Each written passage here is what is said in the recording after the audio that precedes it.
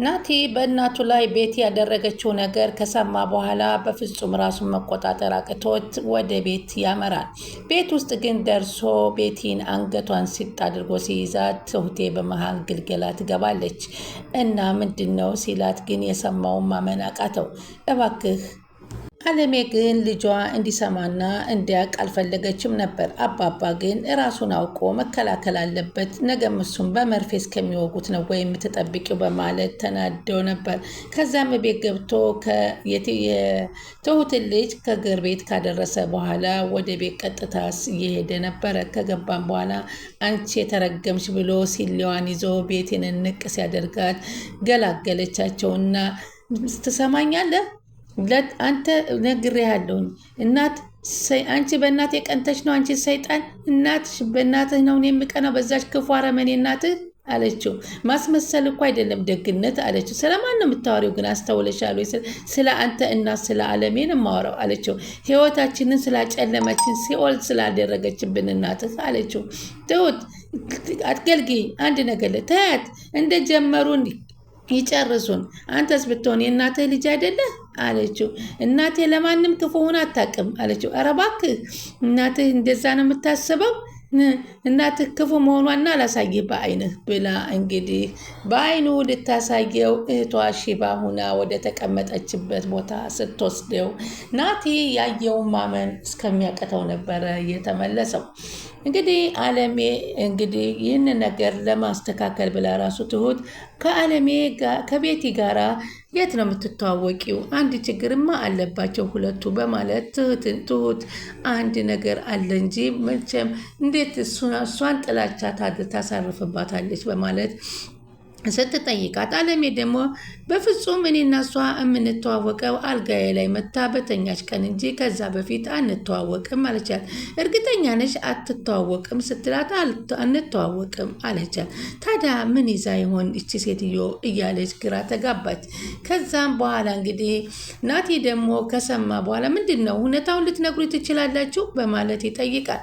ሲጠይቅም እንግዲህ ያለውን ነገር ሲነግሩት ገዜና ቤቲ ምንም ነገር ፊት ለፊት እሷ ቆሎውን ይዛ ስትመጣ ሲያዩ በጣም ተናደው አዋረድሽኝ፣ ተዋረድኩኝ፣ እንደ ዛሬ ተዋርጄም አላቅም፣ እንዴት ገደልኳት አላልሽኝም እንዴ? እኔም እኮ ካንተ እኩል ነው የሰማሁት፣ ምን እያልክ ነው? እና አሁን ምን እያልክ ነው? ሽንፈት እየተሰማ ነው ወይ? በፍጹም አልሰማም፣ ግን በገዛ ሀገሬ ተዋረድኩኝ እያለ ይናገር ነበር። በዚህን ጊዜ ናቲ ደግሞ ቀጥ ብሎ ወደ አባቱ ቢሮ ይሄድለታል። አየህ አለሜ አለመሞቷን አወቅ አይደለም አለ። አዎ እና ምን ይሰራ አለ። ሰላምታ አይቀርምም ሲለው እሺ ደህና ነህ አባዬ አለው። ደህና ነኝ። ክስ ልጀምር ነው። ምንድን ነው ክሱ? ስለምን አሉ። ስለ እናቴ ንብረት ነዋ አለችው። አዎ እንዳልሞተች እኮ አየሁ። ስለዚህ ንብረቷን እኩል እንድታካፍላት እፈልጋለሁ። ይህ እኮ የእሷ ጥያቄ አይደለም። እኔ ልጇ አይደለሁም እንዴ አለው። ስለዚህ እኔ እየጠየቅኩላት ነው። እኔ ደግሞ እሷ ጋር መነጋገር እፈልጋለሁ አለ። እሷ በፍጹም ካንተ ጋራ መነጋገር አትፈልግም። ዛሬ የመጣሁት ሂሳብ ሰርተ የእናቴን ድርሻ እንዲሰጣት ነው። እኔና እሷ እንነጋገር እኮ አልኩህ አለው። በፍጹም ካንተ ጋር ልትነጋገር አትችልም አለው። እንግዲያውስ ጊዜ ላስብበት፣ ባታስብበት የሚቀየር ነገር የለም አለው። ለምን አላቶ ገዙ። ለምን የሚባለውን ጥያቄ ካንተ ስሰማ በጣም ያስጠላኛል አለው። ለማንኛውም አስቤበት፣ ባታስብበትና ባናውቀውም ይሻላል አለው። ምን ሆነሃል ናቲ? ሁሉም ብዙ የማታውቀው ነገሮች እኮ አንተ አለ አለ። ባላውቀው ይሻለኝ ነበር አባቴ አለው። ለካ ነገሮችን ስናውቃቸው ናቸው የሚጎዱን አለው። ለማንኛውም አስብበት በማለት እንግዲህ ይወጣል። ከዛም እንግዲህ ትሁትም እባክህ ልጄን ወደ ገጠር ይዘህልኝ ሂድ በማለቱ እሺ አመሰግናለሁ፣ ይዘህልኝ ከአያቷ ከሆነች አንድ ነገር ይቃለልልኛል ስትለው እሺ ብሎ አያቷ ጋር እንግዲህ የትሁትን ልጅ አድርሷታል። ሰላም ውድ ቻናል የተከታታዮች ሰላማችሁ በያላችሁበት ይብዛላ። ቻናል አዲስ የሆናችሁ ሰብስክራይብ፣ ላይክ፣ ሼር እያደረጋችሁ አበረታቶች ትሁት ቀጣይ ፓርቲ ይዘንላችሁ መጥተናል። እንግዲህ ትላንትና ሞታለች ብለው ሀዘን ሊደርሱ የሄዱት ቤቲና አቶ ገዛኸኝ ተዋርደውና ተናደው ብድግ ብለው ነበር የወጡት። አለሜ መቼም ይሄ ቆሎ ለእናንተ አይሆንምና እንግዲህ ልመልሰው በማለት ቆሎውን መልሳ ሁላቸውም በሳቅ በሳቅ እየፈነዱ እያሉ ግን እናቴ ያልገባሁት ነገር ስለሆነ ምንድን ነው እስኪ ለእኔ ማስረዱኝ፣ አብሬያችሁ ልረዳችሁ ቢል እናቲቱ ግን አለሜ በፍጹም ልጄን እንዳትነግሩብኝ እያለች ትከራከር ነበር።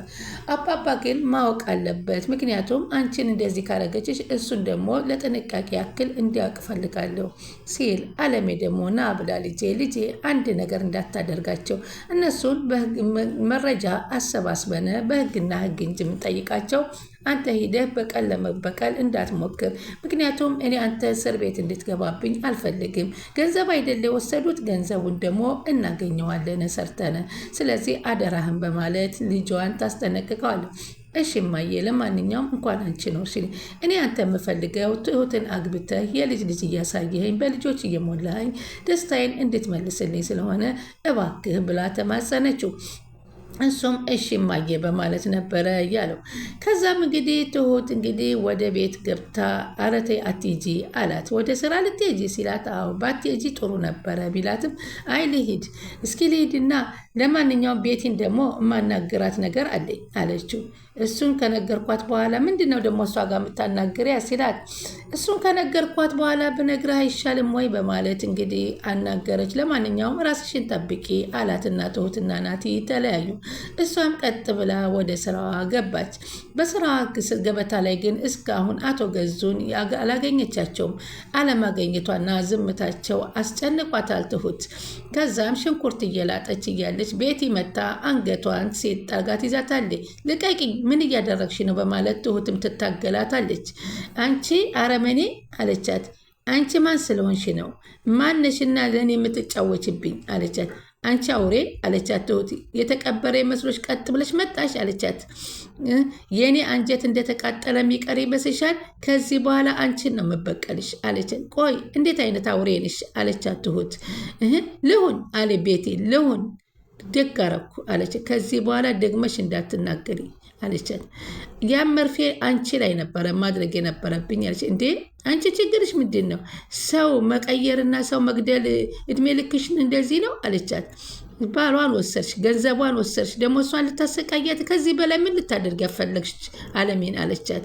እሷ ከስቃዋ ልትገላገል፣ እኔ ሁሌ በስቃዬ ልኖር፣ በፍጹም ይሄማ ሊሆን አይችልም አለቻት። ስለ ፍትሃዊነት እያወራች ነው አለች።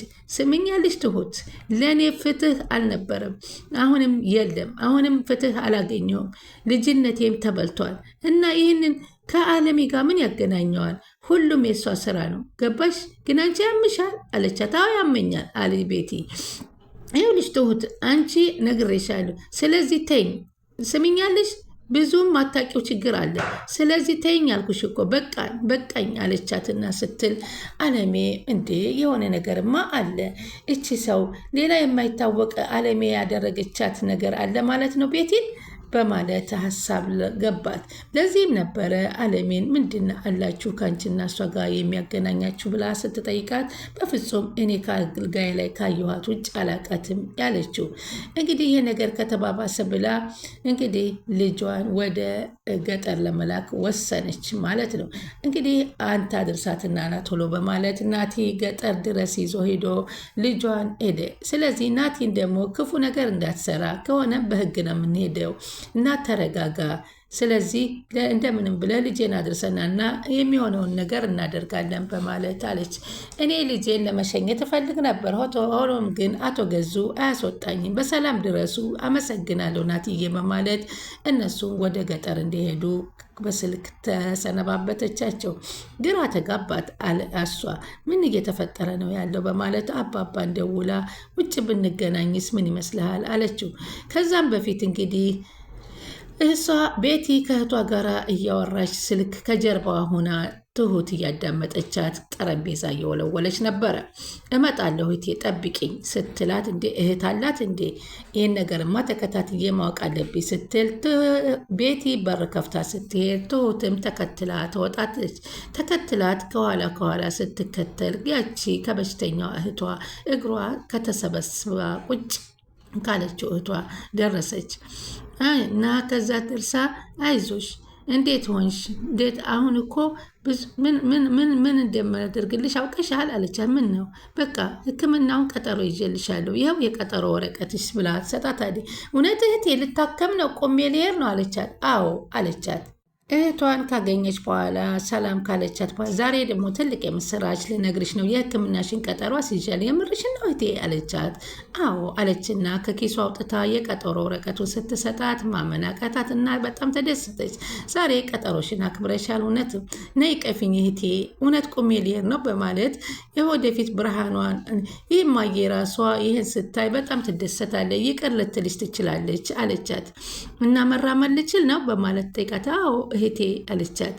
ቤቢም ተገላገለ። ሂዊ አለቻት። አንድ ነገር ልጠይቅሽ፣ ቤቢ ምንሽ ነው አለቻት። አይከፋሽም አይደለ አለቻት። አይከፋኝም አለች። ምንድን ነው ያላችሁ ሁለታችሁ ግንኙነት አለችው። አይ ዋሽተሽኛል አለቻት። ጓደኛዬ ስለሆነ ብቻ ነው አለቻት። እሺ ጥሩ አለቻት። እህቴ አንቺስ ምንም ነገር አልዋሸሽኝም አለቻት። ስለምን አለቻት። ከዛ ጊዜ ጀምሮ ከቤት ከወጣሽ በቀል ላይ ነሽ እንዴ አለቻት። ህዊ ማንን እበቀላለሁ አለቻት። ግርማን። ሄዊ ስሙን አትጥሪብኝ፣ ቄስ ይጥራው። እሱን በፍጹም መስማት አልፈልግም።